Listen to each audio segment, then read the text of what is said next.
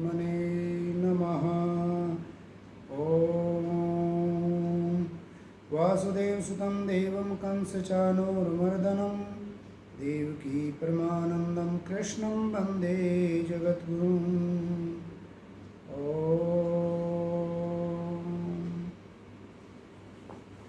आत्मीयजन, भगवत प्रेमी प्यारे भाई और बहनों, निरंतर चलते हुए सत्संग में हम देख रहे हैं अध्याय 18 में श्री भगवान जी ने कर्म कैसे बनता है और उसके क्या साधन और क्या कारण हैं, किस हेतु ये कर्म हमारे बनते हैं। भगवान वो समझाते हुए कह रहे हैं कि कर्म के संसाधन या साधन कारण क्या हैं जिससे कर्म बनते हैं और उनसे कैसे निवृत्ति पाई जाए, कैसे कर्म बंधनों से दूर रहा जाए। भगवान ने ये हमें बार बार समझाते हैं और अब हमें बताया उन्होंने कि कर्म के ये 5 ही कारण हैं। अध्याय 18 श्लोक 15 में भगवान कहते हैं, शरीर वांग मनो भी यत् कर्म प्रभापारब्धे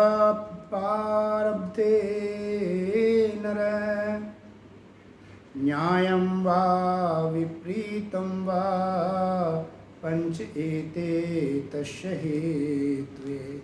भगवान कह रहे हैं कि मनुष्य वन, वाणी और शरीर के अनुकूल, शास्त्रों के अनुकूल और प्रतिकूल जो कुछ भी कर्म करता है उसके ये 5 ही कारण हैं।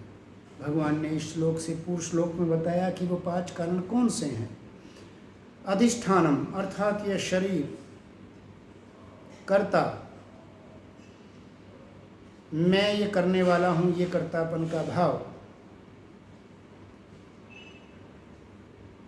कर्णम मन चित बुद्धि, 5 कर्मेंद्रियां, 5 ज्ञानेंद्रियां, विभिन्न प्रकार की चेष्टाएं और 5वां देव। ये 5 कारण से कर्म बंधन होता है। अब कर्म इनसे बनता है, लेकिन कर्म का बंधन किससे बनता है? आसक्ति पूर्वक फले इच्छा से जब मनुष्य कर्म करता है तो कर्म के बंधन में बंध जाता है, और जब अनासक्ति भाव से कर्म करता है तो समस्त प्रकार के कर्म बंधनों से छूट जा करके अपने लक्ष्य को अर्थात भगवत प्राप्ति हो जाती है। इसी प्रकार से भगवान ने कहा कि ये 5 कारण हैं। अब भगवान कहते हैं कि ये 5 कारण कर्म के हैं। इसमें भी जो अपने आप को कर्ता मान लेता है वह, भगवान कहते हैं, वो बुद्धिमान नहीं है, वह अज्ञानी है। यथार्थ में वह नहीं समझता, क्योंकि समझता वही है जो आत्म स्वरूप को जान ले और ये मान ले कि आत्मा किसी भी प्रकार के कार्य से संलिप्त नहीं रहता, क्योंकि आत्मा शुद्ध बुद्ध निर्विकार और अकर्ता है। इसी बात को समझाने के लिए भगवान सबसे पहले उनकी निंदा करते हैं जो अपने आप को कर्ता मानते हैं, अर्थात आत्मा को कर्ता मानते हैं। भगवान कहते हैं, तत्रैव सति कर्तारात्मानं केवलं तु यः पश्यत्य कृतबुद्धित्वान् स पश्यति दुर्मति। परंतु ऐसा होने पर भी जो मनुष्य अशुद्ध बुद्धि होने के कारण उस विषय में यानी कर्मों के होने में केवल शुद्ध स्वरूप आत्मा को ही कर्ता समझता है, अर्थात मैं इसका करता हूँ क्योंकि मैं आत्म स्वरूप हूँ, अपने को आत्मा से, अब आत्मा को, आत्म स्वरूप को शरीर से भिन्न नहीं मानता, मैं यह शरीर हूँ, उसकी जिसकी ऐसी दृढ़ मति हो जाती है तो वह शुद्ध स्वरूप आत्मा को ही भी कर्ता ही समझता है। भगवान कहते हैं वह मलिन बुद्धि वाला अज्ञानी अर्थात नहीं समझने वाला है, अर्थात वह नहीं समझता। कहने का तात्पर्य यह है कि जिसने इस शरीर को ही मैं अपन मान लिया, अपनेपन का इस शरीर में ही वो हेतु मानता है, वो कहता है कि शरीर में ही मैं शरीर ही हूँ, अर्थात मैं ही अमुक अमुक कार्यों करता हूँ। जब इस भाव से करता है, साथ साथ ही अमुक अमुक कर्म के फल के प्रति उसकी आसक्ति रहती है, उसकी प्राप्ति हेतु वह प्रयासरत रहता है, तो ये कर्म उसको बांधने वाले हो जाते हैं। जबकि उसका ये समझना कि मैं शुद्ध बुद्ध परमपिता परमात्मा का अंश आत्मा हूँ मेरा इस संसार के इस प्रकार के कर्म से कोई भी लेना देना नहीं है। अर्थात अनासक्त भाव से, कर्तृत्व के भाव से भरकर अगर वो कर्म करते हैं, शास्त्रानुकूल कार्य किए जाते हैं, तो वे बंधन से मुक्त होते हैं। भगवान इसलिए यहाँ जो आत्मा को स्वयं को कर्ता मानता है, उसको भगवान कहते हैं कि वह, उसकी बुद्धि मलिन है और वो नहीं समझने वाला है। समझना वही है जो आत्म स्वरूप में जग के भगवत प्राप्ति को प्राप्त हो जाए। तो अब आगे भगवान आत्मा के शुद्ध निर्वाकार को अकर्ता है, इस बात को समझाने के लिए अब जिन्होंने आत्मा को कर्ता माना उनकी निंदा करके भगवान अब वास्तव जो स्वरूप है, आत्म स्वरूप को समझता है और उसे अपने को अकर्ता मानता है, उनके लिए भगवान कहते हैं 18 के श्लोक 17 में, यस्य न कृतभाव बुद्धि यस्य न लिप्यते हत्वापि सैमान् लोकान् न हन्ति न निबध्यते। भगवान ने बहुत सुंदर बात कही, जिस पुरुष के अंतःकरण में मैं करता हूँ ऐसा भाव नहीं है, जिसकी बुद्धि सांसारिक पदार्थों में और कर्मों में लिपायमान नहीं होती, वह पुरुष इन सब लोगों को मार कर भी वास्तव में न तो मरता है और न पाप से बंधता है। कहने का तात्पर्य यह है कि यदि अर्जुन की भांति किसी को युद्ध करना भी पड़ जाए, तो यहाँ युद्ध में योद्धाओं को अपने से शत्रु पक्ष को केवल मारने की बात नहीं कहते। भगवान तो ये कहते हैं कि जिसका आसक्ति का भाव है, जो अपने को कर्ता नहीं मानता, जो परमपिता परमात्मा के नाम में संलग्न रहकर, अर्थात जिसके अंतःकरण में ठहराव है, जिसकी स्थिर बुद्धि हो गई है, जो परमात्मा में समाहित हो गया है, परमात्मा का ही अवलंबन लेकिन संसार में समस्त कार्य करना है, परमात्मा को ही कर्ता समझता है और ये प्रकृति ही प्रकृति के गुणों में बरत रहे हैं, जिसका ऐसा भाव है, अर्थात मैं कर्ता नहीं हूँ, जब यह बुद्धि में दृढ़ता हो जाती है, निश्चिंतता हो जाती है, तो भगवान कह रहे हैं कि वह लोगों को मारकर भी मारने वाला, अर्थात मारने का दोष उसे नहीं लगता, वास्तव में वह न तो मारता है और न पाप से ही बंधता है। तो भगवान ने कहा कि लोक संग्रहार्थ प्रारब्ध अनुसार मनुष्य को जो कर्म करने पड़ते हैं, उनको वह अपने कर्तव्य भाव से, स्वार्थ बुद्धि का पूर्ण रूप से उसके अंतःकरण में जब अभाव हो जाता है, तो वह अनासक्त भाव से रह करके लोक हितार्थ कर्तव्य कर्म को परमात्मा के अवलंबन लेके करता है, तो वह फिर किसी भी प्रकार के कर्म के बंधन से नहीं बनता, अर्थात कर्म के फल उसे प्रभावित नहीं कर सकते। इस प्रकार से भगवान आगे समझाते हैं कि आत्मा के अकर्तापन का प्रतिपादन उन्होंने अब इसमें किया। अब आगे भगवान कह रहे हैं कि ये जो कर्म प्रेरणा और कर्म संग्रह का प्रतिपादन करते हुए भगवान समझाते हुए कहते हैं, ज्ञानम ज्ञेयम परिज्ञाता त्रिविधा कर्म चोदना कर्णम कर्म करतेति त्रिविधा कर्म संग्रह। भगवान कहते हैं कि ज्ञाता, ज्ञान और ज्ञेय, यह 3 प्रकार की कर्म प्रेरणा है।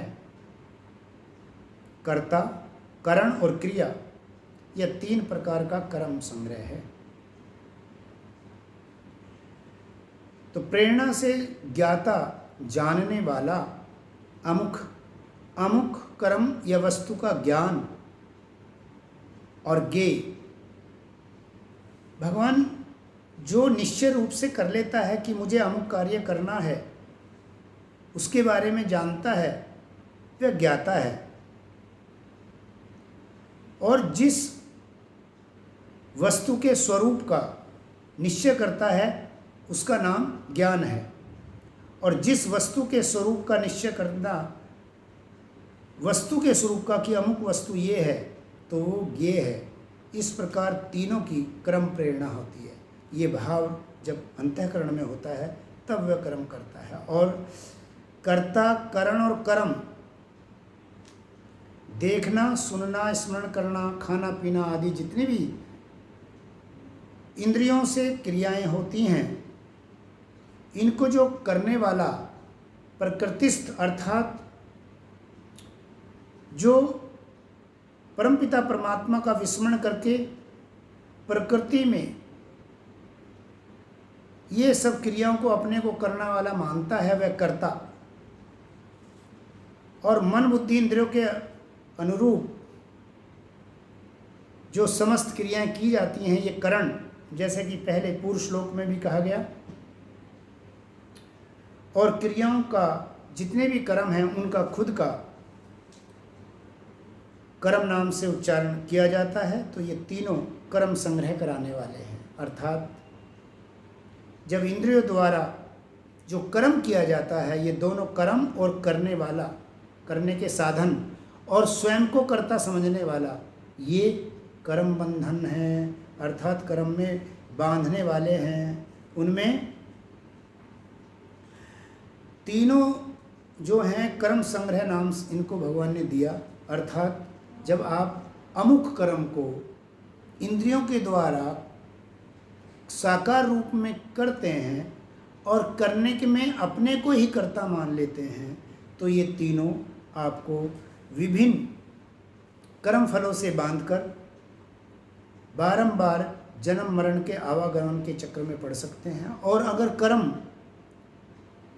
तामसी हो, सात्विक ना हो, परमात्मा का अवलंबन ना हो और पूर्ण रूप से प्रकृतिस्थ हो, तो फिर वह मनुष्य योनि से भी नीचे गिरा सकता है और तिर्यक योनि में जाने का भी कारण बन सकता है।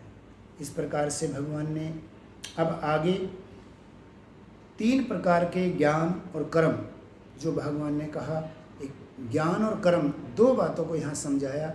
एक को कहा कि ये तीनों जो तत्व हैं ये कर्म प्रेरणा, और एक को नाम दिया कि कर्म संग्रह। अब भगवान आगे इन्हीं गुणों की व्याख्या करते हुए कह रहे हैं कि ये जो कर्म कर्ता के गुण के ये भी 3 प्रकार के कहे गए हैं, अर्थात सात्विक, राजस और तामस। इनकी व्याख्या करते हुए भगवान कहते हैं कि ज्ञानम कर्म च कर्ता च त्रिधेव गुण भेदता प्रोच्यते गुण संख्याने यथा श्रुतान्यपि। गुणों की संख्या करने वाले शास्त्रों में ज्ञान और कर्म तथा कर्ता, कर्म के विषय को जानना, ज्ञान, कर्म और करने वाला कर्ता, गुणों के भेद से 3 प्रकार के कहे गए हैं। भगवान कहते हैं अब उनको तुम भली भांति मुझसे सुनो। सर्वभूतेषु येन एकं भावम् अव्ययम् इच्छते अविभक्तं विभक्तेषु तत्ज्ञानं विद्धि सात्विकम्। भगवान कह रहे हैं कि जिस ज्ञान से मनुष्य पृथक पृथक सब भूतों में एक अविनाशी परमात्मा भाव को विभाग रहित समभाव से स्थित देखता है, उस ज्ञान को तू सात्विक समझ। भगवान सात्विक ज्ञान की व्याख्या कर रहे हैं कि उसके कर्ता के लक्षण कैसे हैं। भगवान कह रहे हैं कि जिस ज्ञान के द्वारा मनुष्य, पुरुष, सभी मनुष्यों के पृथक पृथक भूतों में, जरूर उनके शरीर अलग अलग हैं, अलग अलग योनियां भासती हैं, परंतु उन सब में एक ही चेतना परमपिता परमात्मा का जो भाव करता है कि वह एक ही है सबके अंतःकरण में, उनमें किसी भी प्रकार का विभाग रहित का तात्पर्य है कि उसमें उसकी भेद बुद्धि, उस मनुष्य की भेद बुद्धि कतई मिट जाती है। वो उनमें भेदभाव नहीं करता, और जब भेदभाव नहीं करता तो राग और द्वेष भी नहीं होता, अर्थात विभाग रहित में समभाव स्थित समभाव से स्थित देखता है। किसको समभाव से स्थित देखता है? परमपिता परमात्मा को, यानी अपने उस परम चेतना को ही विभिन्न विभिन्न के संसार के शरीरों में वह भगवान को ही देखता है, समभाव से देखता है। ऐसा जो ज्ञान मनुष्य का है वह ज्ञान सात्विक ज्ञान कहलाता है। अब भगवान आगे ज्ञान के विभाग कर रहे हैं। सात्विक के बाद राजस ज्ञान की व्याख्या करते हुए कहते हैं, पृथक्त्वेन तु यत् ज्ञानम नाना भावान पृथग्विदान वेत्ति सर्वेषु भूतेषु तत्ज्ञानम विद्धि राजसम। भगवान कह रहे हैं कि जो ज्ञान,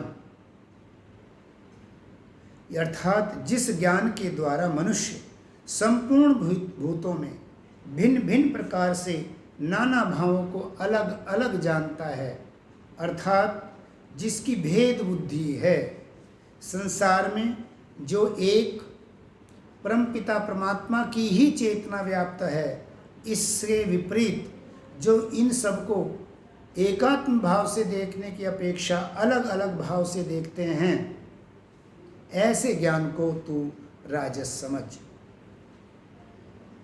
इस प्रकार से भगवान ने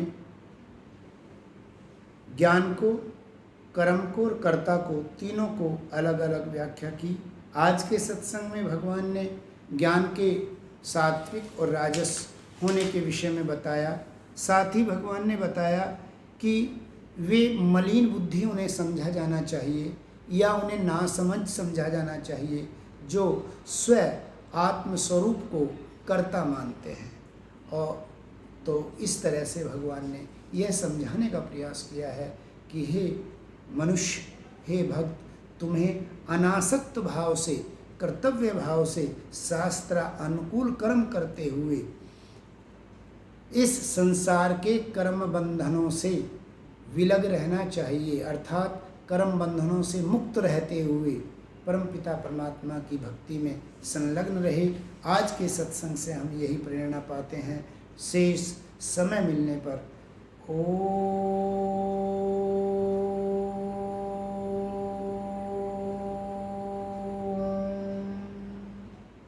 सभी के लिए मंगल कामना करें। ओम सर्वे भवन्तु सुखिनः, सर्वे सन्तु निरामया, सर्वे भद्राणि पश्यन्तु, मा कश्चित् दुःखभाग् भवेत्। ओम